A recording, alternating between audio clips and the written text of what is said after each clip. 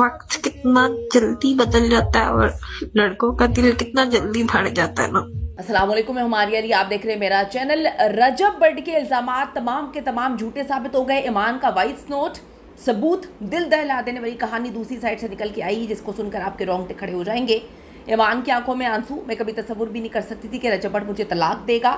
रजब की वालिदा जो हैं वो क्या ईमान से उकता गई थी? क्या वो अब ईमान को अपने घर में नहीं रखना चाहती थी? उन्होंने रजब बट को छूट दे दी कि तुमने इसको रखना है या नहीं रखना, तुम पर डिपेंड करता है।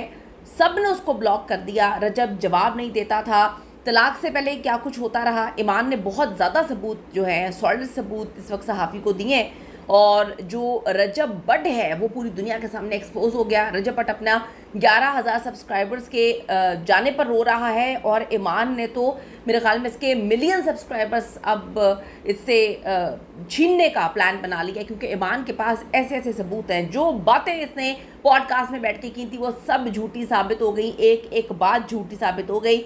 तलाक के पेपर्स जो है वो किसके कहने पे भिजवाए? ईमान की जो सास है, रजब की माँ और रजब की बहन का इस घर को तोड़ने में कितना बड़ा हाथ था।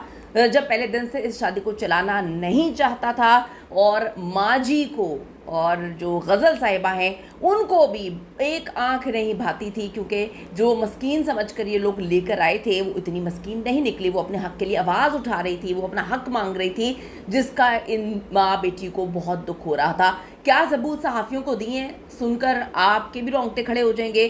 कहानी का दूसरा रुख बहुत हॉरेबल है। अभी तो 11,000 लोग गए हैं, अभी तो मिलियन सब्सक्राइबर्स जाने का जो है अंदेशा भी नज़र आ रहा है। रिक्वेस्ट है चैनल को सब्सक्राइब करें, हमें इसकी ज़रूरत है। वीडियो को आखिर तक ज़रूर देखिएगा।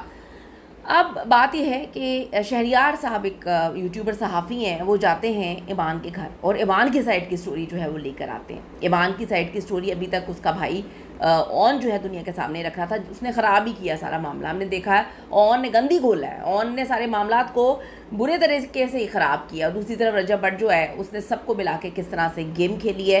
ये गेम बहुत पहले की थी। रजब बट ये शादी चलाना ही नहीं चाहता था, पता नहीं किस तरह से बच्चा पैदा हो गया। उसके बाद इनके ताल्लुकात ही नहीं थे, बातचीत नहीं थी, दोनों तरफ ईगो बहुत ज़्यादा थी।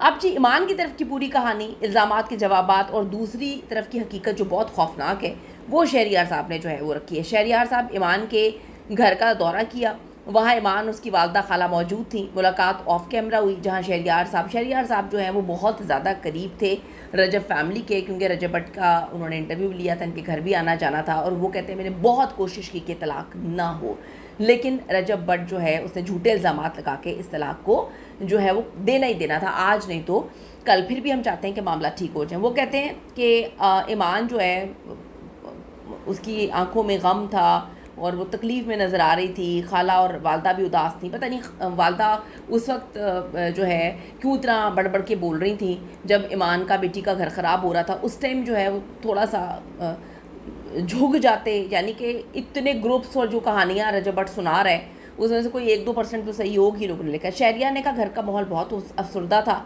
चोरी के इल्ज़ाम पे उसने बात की है कि जी जो परफ्यूम वगैरह की कहानी सुनाई है कि माँ जी, हमें बड़ी मिस्टीरियस लगी थी कि ईमान माँ जी पर परफ्यूम चोरी का इल्ज़ाम क्यों लगाएगी। बड़ा फजूल सा एक लेम एक्सक्यूज़ था, जिसे रजब बट का अगर आप उसका पोस्चर देखें, उसका कहने का तरीका देखें, अगर उसको कोई भी एनालिस्ट, कोई भी साइकोलॉजी जो पढ़ते हैं, साइकेट्रिस्ट जो होते हैं, जो देखकर चीज़ें मेरे ख्याल में अंदाज़ा लगाते हैं, वो भी बता सकते हैं कि जी वो झूठ बोल रहा था, पता चल रहा था कि ये फजूल बात है। ईमान ने कहा ये मुकम्मल झूठ है। वो कहती हैं कि जी मैं क्या माँ जी पर परफ्यूम चोरी का इल्ज़ाम लगा सकती हूँ, आप खुद सोचें। ईमान ने कहा जब वो रजब पर मुकम्मल यकीन रखती हैं, जल्द ही जो है वो एविडेंसेस और वॉइस नोट्स जो है वो पेश करेंगी। अच्छा ज़रा ये सुनिएगा। उनके साथ ये सवाल किया कि आपके ऊपर चोरी का इल्जाम लगा है, रजब बट ने लगाया, तो उन्होंने ये कहा कि क्या मैं माँ जी के ऊपर एक चोरी का परफ्यूम चोरी का इल्जाम लगाऊंगी। मुझे इतना ज्यादा अफसोस हुआ कि मेरे खावंद ने मुझ पर ये इतना इल्जाम, मेरे पर ऐसा इल्जाम लगाया, मैं क्या ऐसा कर सकती हूँ। यकीन माने कि मुझे उनकी बॉडी लैंग्वेज से ये चीज महसूस होगी कि ये बॉडी लैंग्वेज बता रही थी कि रजब बट जो है झूठ बोल रहा है, उसका कोई और प्लान है, बस उसने कहानियाँ घड़ी हैं। अच्छा, खर्चा रोकने का इल्ज़ाम। रजब ने कहा था कि 2 माह खर्चा मैंने बंद किया है क्योंकि किवान को तो 20-25 लाख की सलामी मिली है। ईमान ने कहा ये सरासर झूठ है, उसके पास जो है रसीदें मौजूद हैं। जैसे अली सिग्मा मोटर्स वालों ने 1 लाख दिया था मेरे बेटे को, चौधरी साहब से ने 1 लाख रुपया दिया था मेरे बेटे को, दीगर दोस्तों ने जो बाहर से आए थे 50,000 रुपये किवान को दिए थे, और इनमें 25 लाख की तो कोई कहानी है ही नहीं। यानी कि जो बंदा अपने बेटे का ख्याल नहीं कर रहा, फ़िरोज़ खान आपको याद है कितना कमाता था, उसने कितना अपने बच्चों के लिए तंग किया है, अपनी बीवी को पैसे ही नहीं देता था। यही हाल है, 2 महीने से आपने खर्चा रोका हुआ है। ये तो बस मुझे समझ नहीं आ रही ऑन सारा गंद जो है ना वो लेकर क्यों आ गया टेलीविज़न के ऊपर, सोशल मीडिया के ऊपर। रजब भट्ट तो चाहता ही था कि ये गलती करें, और ऑन ने पकड़ के अपनी बहन का घर तबाह करने में और उनकी वालदा ने कोई कसर नहीं छोड़ी, कोई कसर नहीं छोड़ी।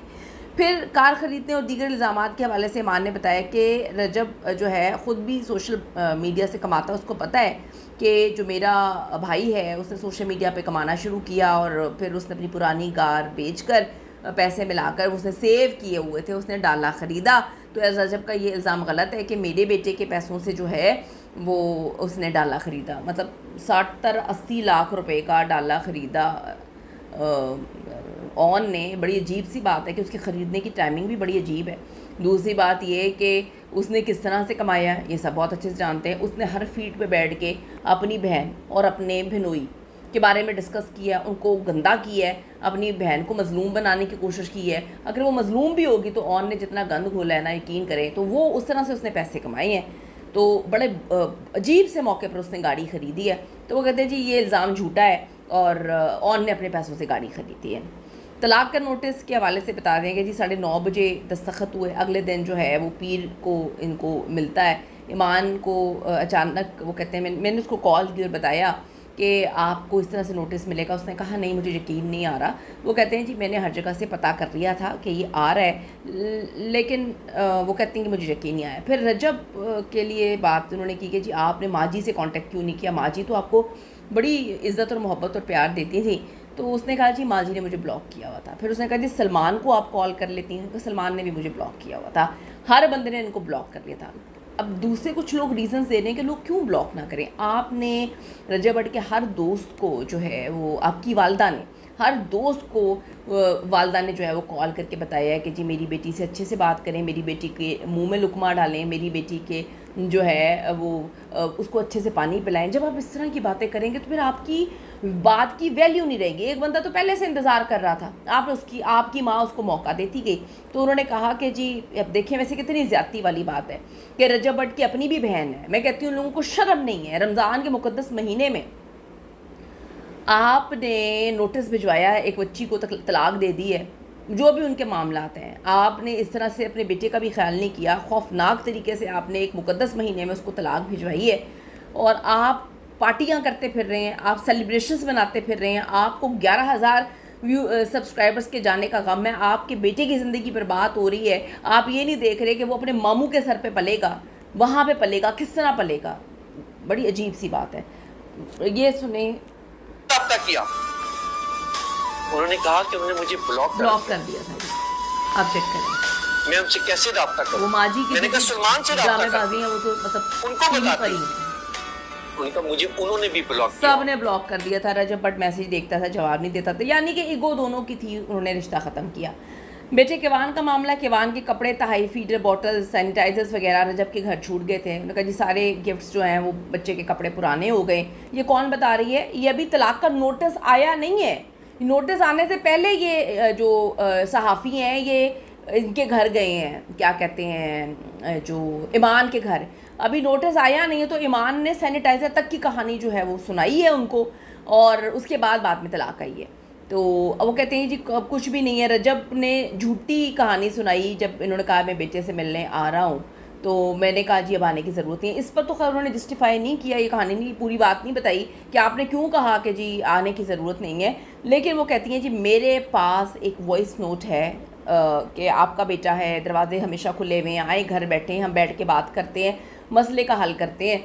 लेकिन वो कहती हैं कि जी इन्होंने, मैं सब कुछ बताऊंगी, मैं सब कुछ। अब मतलब आप अगले पॉडकास्ट के लिए तैयार हैं। रजब भट्ट के 11,000 सब्सक्राइबर्स गए हैं, यहाँ पे मिलियंस भी जाएंगे, 10 लाख भी जाएंगे।